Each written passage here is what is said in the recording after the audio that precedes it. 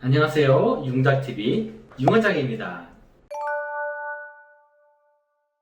안녕하세요. 융원장입니다. 제가 그동안 수십 편의 영상을 통해서 눈썹화 거상 수술에 대해서 아주 자세하게 설명을 드려왔었는데요. 그래서인지 이제는 환자분들께서 수술에 대해서 아주 자세한 부분까지 알게 되셨고요. 눈썹화 거상 수술에 대한 오해도 많이 해소가 된 것 같아요. 하지만 아직도 눈썹화 거상 수술에 대한 이해도 부족으로 인해서 잘못된 설명을 하는 영상들을 흔하게 볼 수가 있는데요. 그러한 이유 때문인지 처진 눈꺼풀 수술을 고려하시는 분들께서 잘못된 설명을 듣고 혼란스러워하는 경우를 종종 보게 돼요. 수술에 대한 잘못된 설명 영상의 대부분은 의학적 근거가 부족한 상태에서 의사 본인의 개인적인 생각을 바탕으로 설명을 하기 때문에 틀린 내용이 환자들에게 전달되는 경우가 발생하게 되는데요. 수술에 대한 오해를 바로잡고자 융닥TV에서는 해당 주제에 대해서 연구 논문을 바탕으로 설명을 드리고 있죠. 학술기관을 통해서만 인정받은 결과를 알려드리고자 노력을 하고 있어요. 오늘 설명드릴 주제는 눈썹화 거상 수술을 받으면 과연 눈과 눈썹 사이가 좁아지느냐에 대한 내용이에요. 아직도 눈썹화 거상 수술은 눈과 눈썹 사이가 넓은 환자만 가능하다고 설명하는 병원들이 많은데요. 이는 눈썹화 거상 수술에 대한 대표적인 오해 중 하나이죠. 그래서 오늘은 이 주제에 관한 연구 논문을 통해서 설명을 드릴까 해요.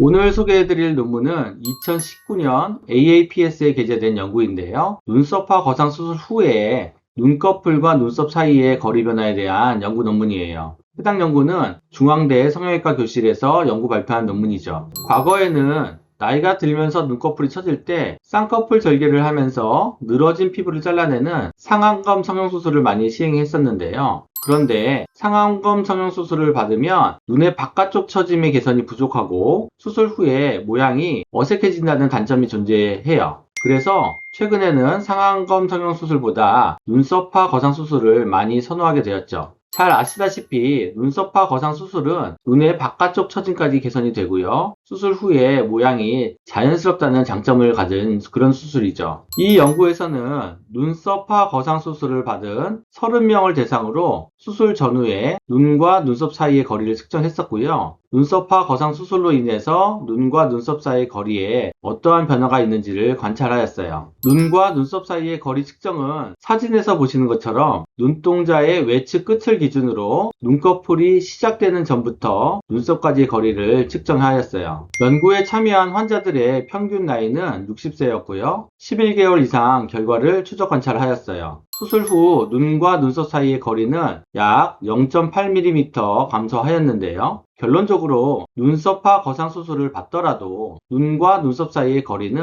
1mm도 채 안 되게 줄어든다는 결과를 보여주었죠. 많은 병원에서 잘못 설명하기를 눈과 눈썹 사이의 피부가 정해져 있는데 이 중 일부를 잘라내면 눈과 눈썹 사이의 거리가 짧아질 수밖에 없다 라고들 하는데요. 얼핏 들으면 맞는 것 같지만 실제로 보면 설명과 다르다는 것을 알 수가 있어요. 이러한 내용은 본 연구에서도 언급이 되고 있는데요. 눈썹 아래 피부를 절제했음에도 불구하고 피부가 늘어나기 때문에 눈과 눈썹 사이의 거리가 유지될 수 있다라고 설명을 하고 있죠. 따라서 늘어난 피부만큼 제거하게 되면 눈과 눈썹 사이의 거리 변화 없이 처진 눈꺼풀을 효과적으로 제거할 수가 있고요. 이 연구의 결과에서 보시는 것처럼 눈썹화 거상 수술을 받더라도 눈과 눈썹 사이의 거리는 1mm도 채 변하지 않는다는 것을 알 수가 있죠. 이 논문의 결론은 눈썹화 거상 수술은 나이가 들어 처진 눈을 기능적이나 미용적으로 교정할 수 있는 유용한 수술이다 라고 말하고 있고요. 연구의 결과에서 알 수 있듯이 눈썹화 거상 수술 후에 눈과 눈썹 사이 거리는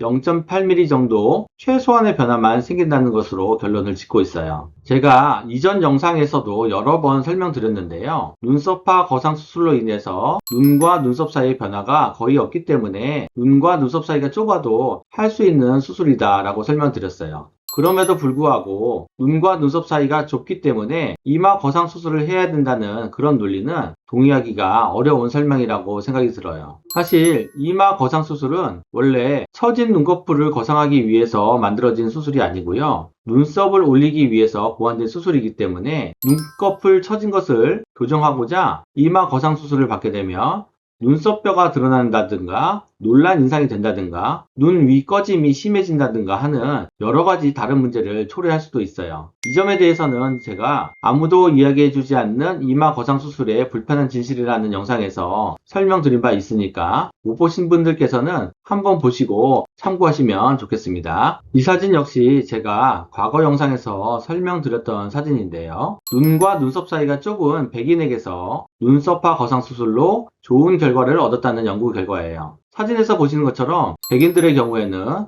눈과 눈썹 사이가 좁은 특징을 가지고 있는데요. 눈썹화 거상 수술을 받더라도 눈과 눈썹 사이가 붙지를 않고 처진 눈꺼풀만 효과적으로 거상이 되었음을 알 수가 있는 그런 사진이죠. 눈썹화 거상 수술을 생각하시는 분들 중에서 수술 후에 눈과 눈썹 사이가 좁아지지 않을까 걱정하시는 분들이 더러 있으실 텐데요. 오늘 연구 결과에서 보시듯이 눈썹화 거상 수술로 인해서 눈과 눈썹 사이의 변화는 매우 미미한 수준으로 변화되기 때문에 크게 고민하지 않으셔도 될 것 같아요. 여러 병원에서 하나같이 설명하고 있지만 눈과 눈썹 사이가 좁으니까 눈썹화 거상 수술은 불가능하고 반드시 이마 거상 수술을 해야 된다라는 설명은 동의하기 힘든 설명이라고 생각이 들어요. 눈썹화 거상 수술을 생각하고 계시는 분들께 오늘 영상이 도움이 되셨으면 좋겠고요. 영상을 보시고 궁금한 점 있으시면 아래 댓글로 문의해 주세요. 감사합니다.